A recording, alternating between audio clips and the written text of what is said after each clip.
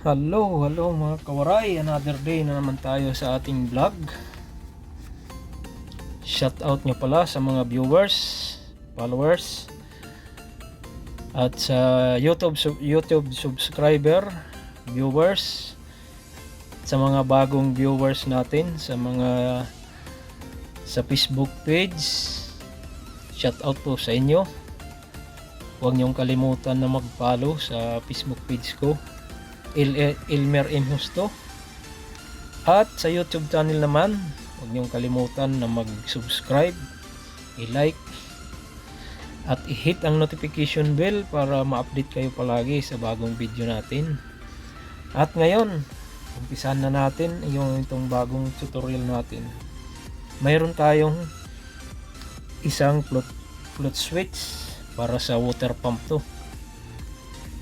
Itong gagamitin natin, double function. Itong dalawa, double function, figure 3 at saka figure 4. Actually, ang gagamitin natin kasi isa lang yung float switch natin. Ito lang figure 4. Kasi itong figure 4, doon ito inilalagay. Halimbawa, may tangke ka sa rooftop, doon ito inilalagay. Para doon sa yung tubig na magkakarga, yung water pump na magkakarga galing doon sa ground na tangke ng tubig, automatic siyang mamamatay pag na-pull na yung tubig doon sa taas. Ito. At ito naman, ang figure 3, ito ay float switch na nilalagay natin dito sa ground. Ito ang ano niya, brown, black and brown. Common kasi itong black, common ang black. Bali ito ang brown. Kung puno yung tubig doon sa ano natin, sa ground, palagi lang siya naka close, normally close. Anytime nga umandar yung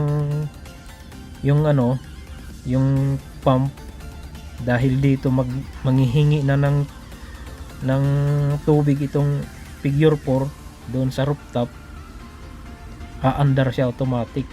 Pag wala naman laman ang tangki natin sa baba, sa ground, hindi siya andar kahit maghingi na ang tubig dito sa rooftop, kasi naka-off na siya.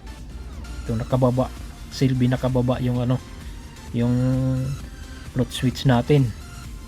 So ngayon, i-demonstrate ko ngayon itong figure number 4. Iwa-wirings natin ngayon. At i-explain ko kung paano mag-wirings. Siyempre gamitan din natin ng magnetic contactor para maging automatic talaga siya. Okay. Umpisahan na natin mga kawaray. Pag-wirings na natin.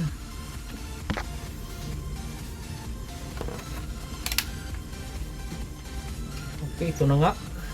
Kawaray, ito yung sinasabi ko na float switch. Ito ang gagamitin natin ngayon, ang i-demonstrate natin sa pag-wiring.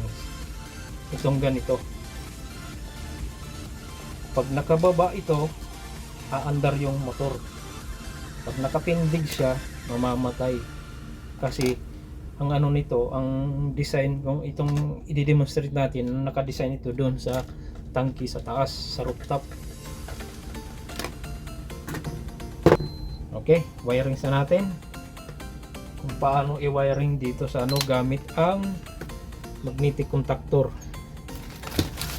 Ito naman ang ito ang mag-aano sa level ng itong float switch.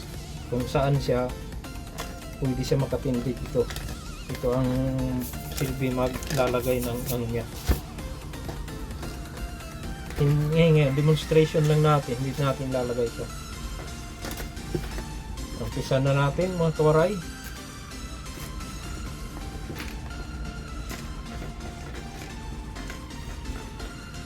Ito, bali, lagyan lang natin ng para hindi magulo. Okay.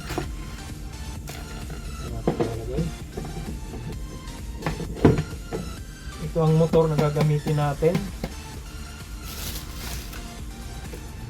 Ngayon, unahin natin. Ito naman, dito pa rin to sa line 2. Line 2.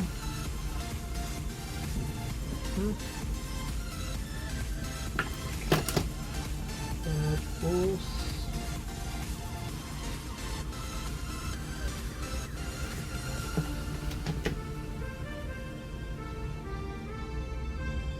dito to siya.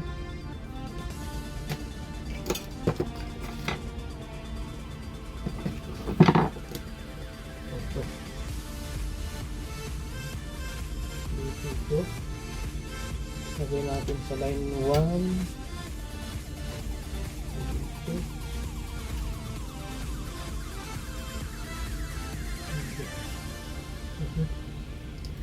Tapos ito ang supply ng E1. Ito naman ang supply ng E2 sa contactor natin. Supply ng E2, supply ng E1 ng contactor natin. Ito. I-ano na lang natin ito, i-direct para may contact na to, direct ang contact nito.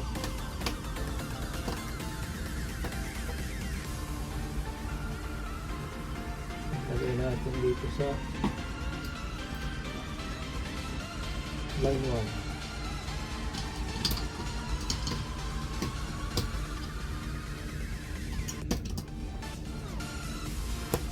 Klaro ba yan? Ikaw, silipin natin. Klaro ba sa camera? Ah, klaro pala.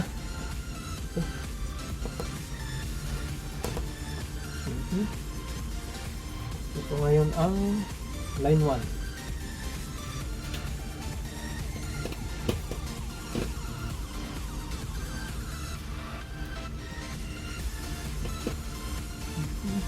Line 1 natin.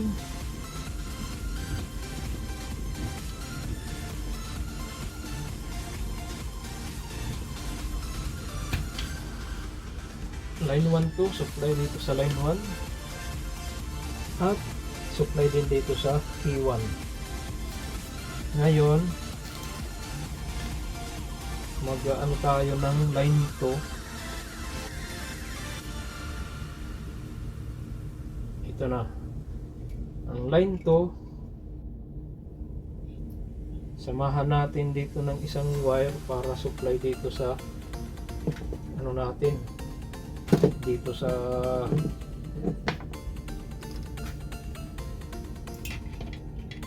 supply natin dito sa ano, hot switch. Bali dalawa lalagay natin.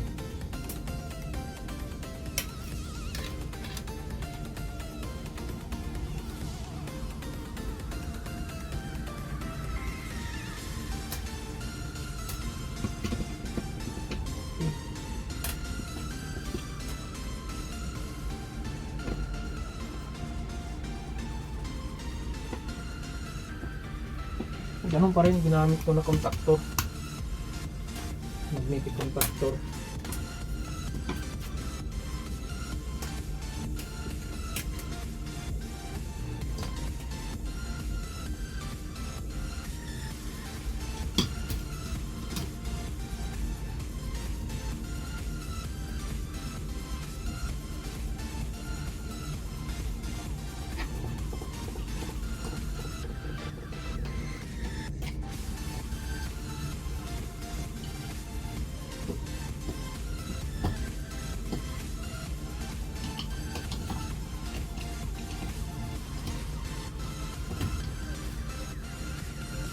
Ito ang supply natin ng line 2. Line 2, line 1. Lagyan natin ng tape para i-on. Ito naman ang supply din natin ng float switch. Ito. Itong common, itong ano brown, hindi natin siya gagamitin. Lagyan lang natin ang tape para dahil disgrasya. Ayun, lagyan natin ng connector.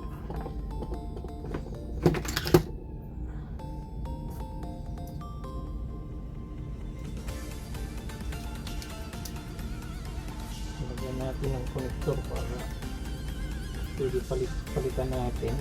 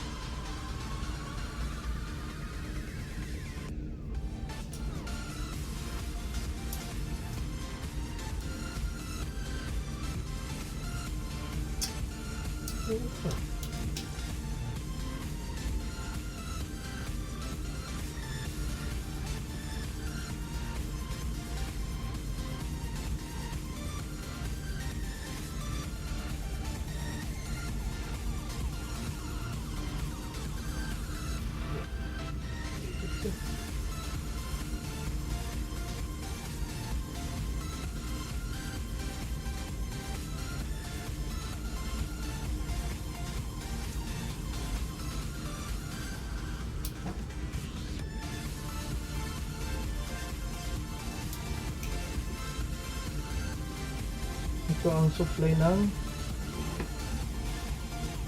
balik common natin dito sa ano, sa switch. Ang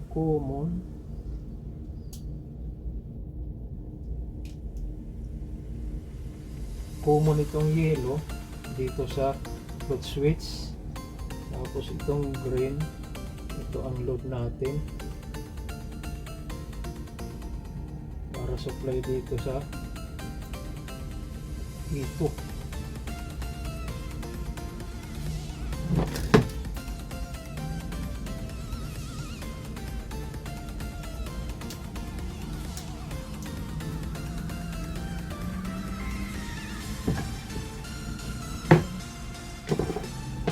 Malikot. Ito.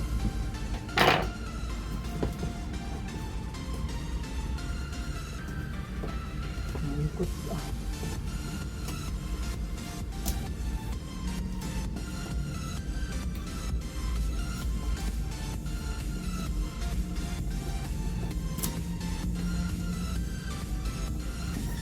Okay.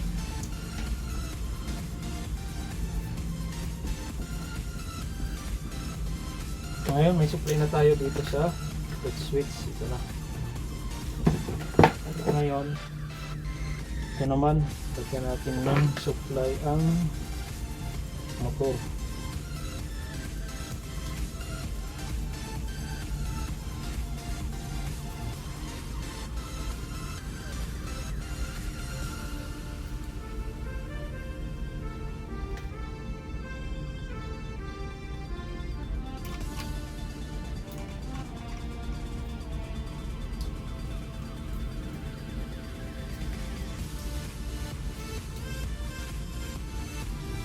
Natin ilagay sa line 1.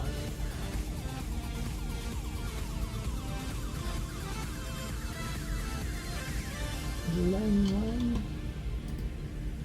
Okay.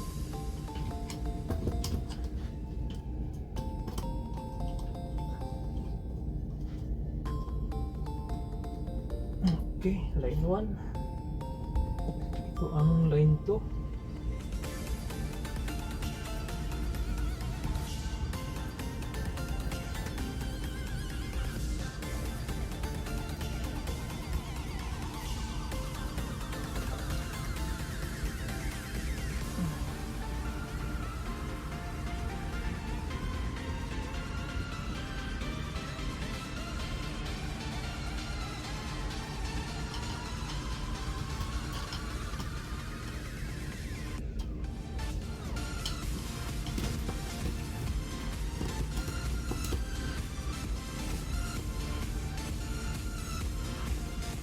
Disclaimer lang ha, ito ay demonstration lang natin, DIY demonstration.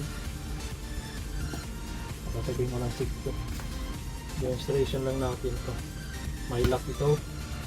May ano tayo. Ngayon, tapos na tayo mag wiring. Pakita ko sa inyo wirings natin. Ito na wirings natin na ito na lang. Ito ang line 1 natin, itong pula dito line 1. Ito ang supply, hindi ko pa sinasaksak, hindi ko pa sinasaksak. Ito ang line 2, yellow at saka brown. Line 2, yellow at saka brown. Ito, yellow at saka brown. Line 2, yellow at saka brown. Ito, line 2, supply papunta dito sa motor. Itong brown pula, line 1. Ito ang supply ng line 1. Ito rin ang supply ng E1. Ngayon, itong yellow, line 2, supply ito ang common dito sa natin. Common dito sa float switch. Ang common natin itim, tapos yung load blue.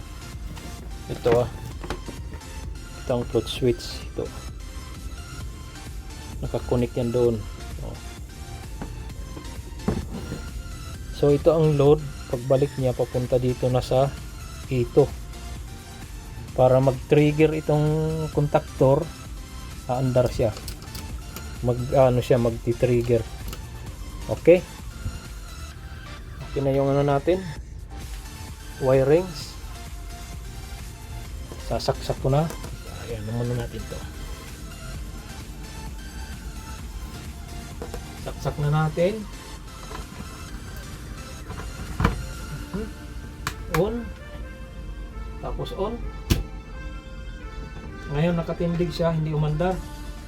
Andarin natin. Yun.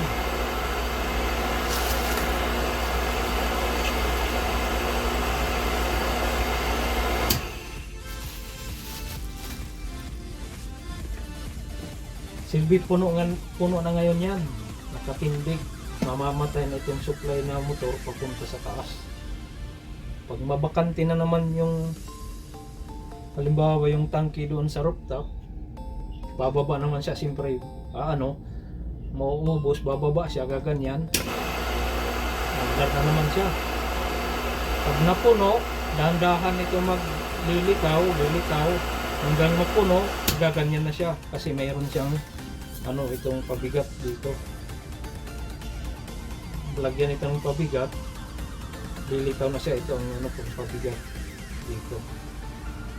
Pag napuno, pag na na bakante or na empty, dahan-dahan siyang bababa. Pag ganyan, magdar na. Okay na. Ngayon, successful na tayo. Kawaray. Ang tanong, paano ba gamitin itong float switch sa mga tangke ng tubig? Paano i-connect dito sa motor natin? Okay? Shout out po sa inyo. Shout out. Sana huwag niyong kalimutan mag-subscribe. I-follow din po yung FB page ko. Shout out pala sa mga kapwa ko OFW. Shout out. Andar na yung motor. Laban lang kahit malayo tayo sa pamilya natin. Successful na po yung natin, yung tutorial natin.